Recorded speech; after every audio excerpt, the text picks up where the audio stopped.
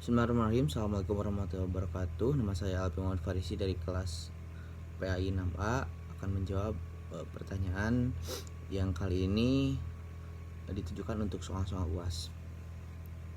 Nah, baik, untuk soal yang pertama yaitu bagaimana pandangan Islam tentang modernitas, bagaimana dampaknya terhadap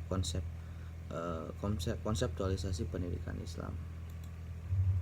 Pertama kita lihat dulu dari segi bahasa. Modernitas adalah proses perubahan dari sesuatu yang belum maju ke arah yang lebih maju. Modernitas dimaksud untuk memperbaiki dan mencapai sesuatu bentuk masyarakat yang lebih maju, berkembang, berkualitas dan sejahtera. Tatkala modernitas dilihat dari sudut pandang Islam, maka kita berbicara mengenai apa dan kapan modernitas itu hadir di tengah-tengah lingkaran Islam. Modernitas adalah sebuah pergerakan yang mencoba merukunkan agama Islam dengan nilai-nilai modern dari Barat seperti nasionalisme, demokrasi, hak sipil, rasionalitas, dan lain-lain. Tujuannya adalah mengubah paradigma pendidikan yang hanya mengarah pada hal akhirat semata untuk kemudian juga mementingkan kehidupan dunia. Karena memang sebagaimana kita tahu, kita juga berdoa tidak hanya dunia hasanah, tidak hanya akhirat hasanah, tapi juga fi dunia hasanah. Masa pembaruan di Islam terjadi di tahun 1800 Masehi hingga sekarang. Masa pembaruan ditandai dengan adanya kesadaran umat Islam terhadap kelemahan dirinya dan adanya dorongan untuk memperoleh kemajuan dalam berbagai bidang, khususnya dalam bidang ilmu pengetahuan dan teknologi. Perkembangan ilmu di abad modern ditandai juga dengan munculnya tokoh pembaruan Islam yang berperan mengubah cara pandang umat Islam.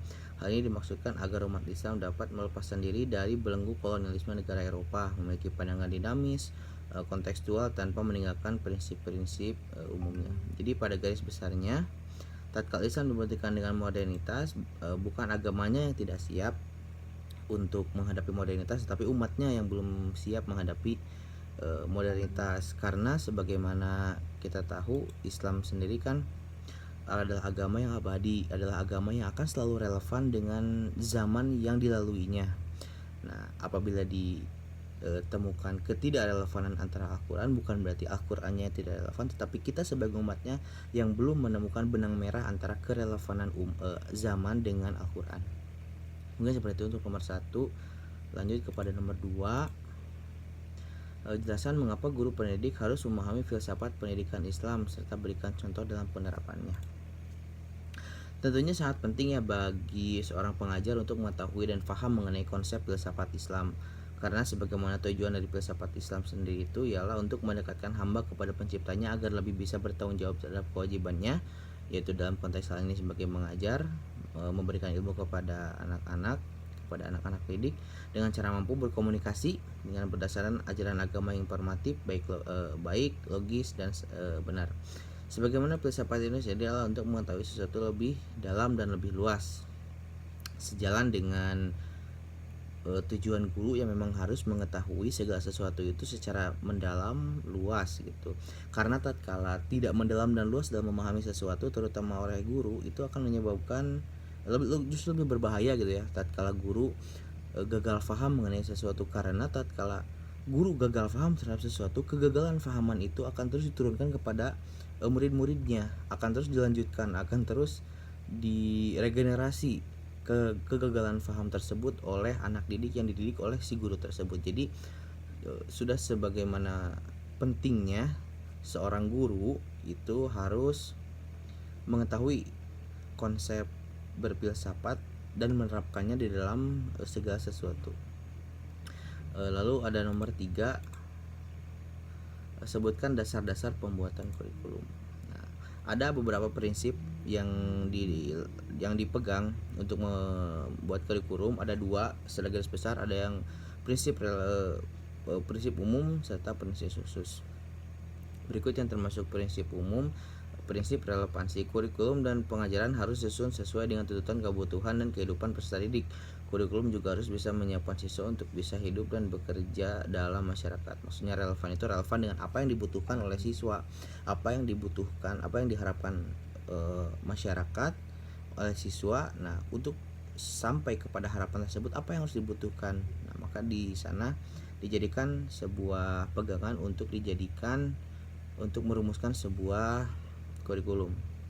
Yang kedua, prinsip fleksibilitas. Kurikulum hendaknya memiliki sifat lentur atau fleksibel, artinya kurikulum mempersiapkan anak untuk kehidupan yang sekarang dan kehidupan yang akan datang. Nah, maksudnya tidak hanya tatkala si anak duduk di sekolah saja, tatkala si anak mengenyam pendidikan saja, tetapi kita kurikulum juga harus melihat apa yang akan terjadi di masa depan untuk kemudian si anak mempersiapkan. Nah, itu harus dibahas, itu harus digodok secara matang dalam kurikulum. Yang selanjutnya, prinsip kontinuitas. Kurikulum berbagai tingkat kelas dan jenjang pendidikan disusun secara berkesinambungan. Nah, maksudnya kontinuitas itu kontinuitas dari mungkin PAUD, TK, SD, SMP, SMA atau dari MI, MTSN sampai kepada MAN, madrasah aliyah gitu. Jadi harus berkesinambungan selama si anak sesuai dengan umurnya. Prinsip praktis atau efisiensi. Kurikulum hendaknya mudah untuk dilaksanakan menggunakan alat-alat sederhana dan biaya yang murah juga. Nah, maksudnya kita juga sebagai yang merumuskan kurikulum juga jangan terlalu muluk-muluk. Rencana memang hebat, tapi tidak ada gunanya tatkala yang di lapangan tidak mampu untuk merealisasikan karena mungkin terlalu sulit atau tidak sesuai dengan lingkungannya, atau lingkungannya tidak mendukung akan rencana tersebut. Prinsip efektivitas yang selanjutnya, walaupun kurikulum tersebut harus murah, sederhana, tetapi keberhasilannya tetap harus diperhatikan. Keberhasilan tersebut baik secara kualitas maupun kuantitas. Nah, jadi tatkala kita berbicara tadi mengenai disesuaikan dengan lingkungan, sederhana dan sebagainya, kita juga jangan melupakan esensi dari dibuatkannya kurikulum adalah untuk membuat lebih baik. Jadi apapun yang dilakukan oleh kurikulum itu harus menuju kepada lebih baik gitu. Nah, salah satu prinsip khusus adalah ketentuan kebijakan pemerintah supaya mengenai persepsi orang tua masyarakat tentang kebutuhan peserta didik. Tadi disinggung di atas ya sedikit. Survei mengenai pandangan para ahli, pengalaman dari negara-negara lain. Ini mungkin tugas daripada petinggi-petinggi kita yang ada di atas ya, agar melakukan studi banding mungkin mengenai dari sudut pandang pendidikan. Mengapa? Sebenarnya kita tahu pendidikan di luar negeri itu banyak disinggung, banyak dibicarakan lebih daripada yang ada di Indonesia. Nah, kita bisa melakukan studi banding ke sana, mereka pendidikan di mereka itu seperti apa sampai bisa menghasilkan sedemikian rupanya. Nah, mungkin bisa diterapkan di kita. Harus ada penelitian. Nah, lalu ada nomor selanjutnya, nomor 4 dari soal UAS. Apa hendak dicapai oleh pendidikan Islam menurut Al-Ghazali? Nah, Imam Al-Ghazali memaparkan pandangannya terhadap pendidikan Islam mulai dari tujuannya pada pendidikan Islam itu sendiri. Imam Al-Ghazali mengatakan tujuan dari pendidikan Islam ialah mengarah kepada realisasi tujuan keagamaan dan akhlak, di mana fadilah atau keutamaan dan taqarrub kepada Allah merupakan tujuan yang paling penting dalam pendidikan. Menurut Al-Ghazali, tujuan utama pendidikan Islam itu adalah bertaqarrub kepada Allah Sang Khalik, dan manusia yang paling sempurna dalam pandangannya adalah manusia yang selalu mendekatkan diri kepada Allah. Pada intinya, Al-Ghazali sangat menekankan tujuan pendidikan pada pembentukan agama dan akhlak seorang, di mana fadilah, keutamaan, dan taqarrub kepada Allah merupakan tujuan yang paling penting dalam pendidikan untuk menjadikan seseorang menjadi insan paripurna yang nantinya akan membuat hidup bahagia di dunia dan akhirat. Jadi secara garis besar, Imam Al-Ghazali mengharapkan dengan adanya pendidikan Islam itu mampu membuat peserta didik itu lebih dekat kepada Allah, lebih mengenal siapa dirinya sebagai hamba, siapa Allah sebagai sang pencipta. Nah, seperti itu secara garis besarnya Imam Al-Ghazali. Lanjut kepada nomor 5, apa perbedaan pandangan pendidikan Ibnu Khaldun dengan Al-Ghazali? Nah, sebagaimana tadi ya disinggung oleh nomor selanjutnya, oleh nomor sebelumnya, nomor 4, Al-Ghazali mungkin bisa dikatakan tujuan daripada pendidikan itu adalah untuk lebih menebalkan garis ke atas gitu ya, kepada sang pencipta. Nah, namun di sini Ibnu Khaldun lebih menekankan kepada garis kepada ke pinggir gitu, jadi kepada sesama manusia. Nah, seperti ini. Ibnu Khaldun beliau mengatakan bahwa penerangan ilmu pengetahuan dan keterampilan serta berbagai aspeknya pada karya nyata untuk memperoleh rizki menuju kepada masyarakat lebih maju sesuai dengan kecenderungan individu.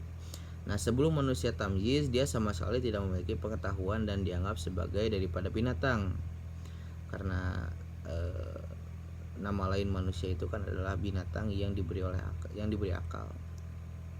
Pada kondisinya semula sebelum mencapai tamyiz, manusia adalah materi seluruhnya karena ia tidak mengetahui semua pengetahuan yang dicari oleh organ tubuhnya sendiri, maka kemanusiaannya pun mencapai kesempurnaan eksistensinya.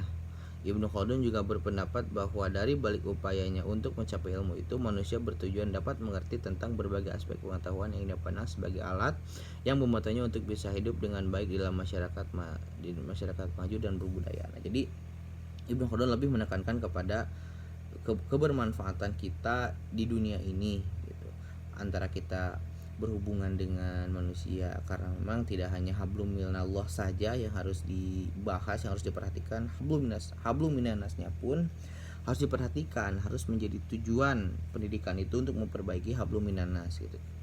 Karena harus beda gitu ya, tatkala ada orang yang berpendidikan dilihat oleh orang lain pun harus beda. Nah, hal ini masuk kepada hablum minannas gitu. Selanjutnya, jadi ada perbedaannya itu ya. Kalau misalkan tadi siapa, Al-Ghazali itu lebih kepada ke atas, nah kalau Ibnu Khaldun itu lebih kepada ke pinggir, kepada sesama, kepada kiri kanan, seperti itu. Selanjutnya untuk nomor 6, apa yang ditekankan dalam pendidikan menurut Kiai Haji Ahmad Dahlan dan Kiai Haji Hasyim Asy'ari. Nah, Kiai Haji Ahmad Dahlan menekankan kembali tentang betapa pentingnya pendidikan, upaya strategis untuk menyelamatkan umat dari pola berpikir yang statis menuju kepada pemikiran yang dinamis adalah melalui pendidikan. Pendidikan hendaknya ditempatkan pada skala prioritas utama dalam proses pembangunan umat.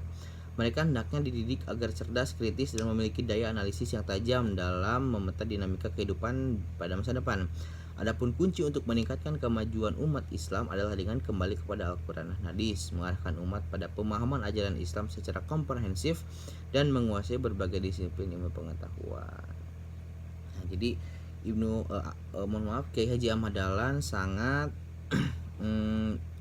mengandalkan sekali terhadap pendidikan untuk merubah mindset agar menjadi umat Islam yang lebih maju dan tetap berbasis kepada Al-Quran dan Hadis. Menurut Kiai Haji Hasyim Asy'ari, yang lebih diutamakan dalam sebuah pendidikan itu adalah etika, namun tidak menghilangkan aspek-aspek pendidikan yang lainnya. Pendidikan akhlakul karimah sangat diutamakan, karena itu adalah salah satu usaha untuk mendidik diri atas dasar keyakinan dan keimanan yang akan bawa kehidupan yang lebih baik. Nah, jadi Kiai Ahmad Dahlan itu kepada secara umat yang kafah gitu ya, maju secara pemikiran, secara mindset, agar tidak ketinggalan dengan umat-umat yang lain. Nah, kalau Hasyim Asy'ari lebih mengedepankan kepada etika gitu, Pak Ahmad Dahlan kepada ilmu pengetahuan luas, mampu bersaing dengan yang lain. Kiai Haji Hasyim Asy'ari lebih menekankan kepada etika. Di dalam kitabnya ya ada 8 keutamaan ilmu serta keutamaan belajar mengajar, etika yang diperhatikan dalam belajar mengajar, dalam ta'lim, etika guru ketika mengajar. Masih berputar dalam seputar etika. Selanjutnya nomor 7, itu apa saja sifat yang semestinya dimiliki oleh peserta didik. Nah, mengambil dari Kemendikbud saja, Kemendikbud mengatakan ada 5 prinsip yang harus dipegang teguh oleh seorang pelajar, diantaranya karakter religius. Nah, karakter religius ini artinya seseorang itu dekat dengan Tuhan gitu. Apabila kita Islam, dekat dengan Allah gitu. Segala sesuatu dikembalikan lagi kepada Allah. Segala sesuatu yang diketahuinya, dia yakini bahwa semuanya berasal dari Allah. Selanjutnya cinta kebersihan dan lingkungan. Sebagaimana kita tahu, an-nadhafah minal iman, kebersihan itu adalah sebagian dari iman. Islam juga mengajarkan demikian. Selanjutnya bersikap jujur, tentu saja peduli terhadap sesama gitu. Cinta tanah air selanjutnya. Nah, karena kan hubul waton minal iman gitu kan ya, cinta terhadap tanah itu sebagian daripada iman. Dan lagi orang-orang atau siapa saja yang harus ditaati itu kan ada Allah, ada Rasul, dan ada kepada pemimpin-pemimpin. Nah, itu termasuk kepada cinta tanah air. Nah, tadi itu 7 soal mengenai filsafat pendidikan Islam untuk ujian akhir semester. Terima kasih, mohon maaf atas kesalahan. Wabillahi taufiq wal hidayah. Assalamualaikum warahmatullahi wabarakatuh.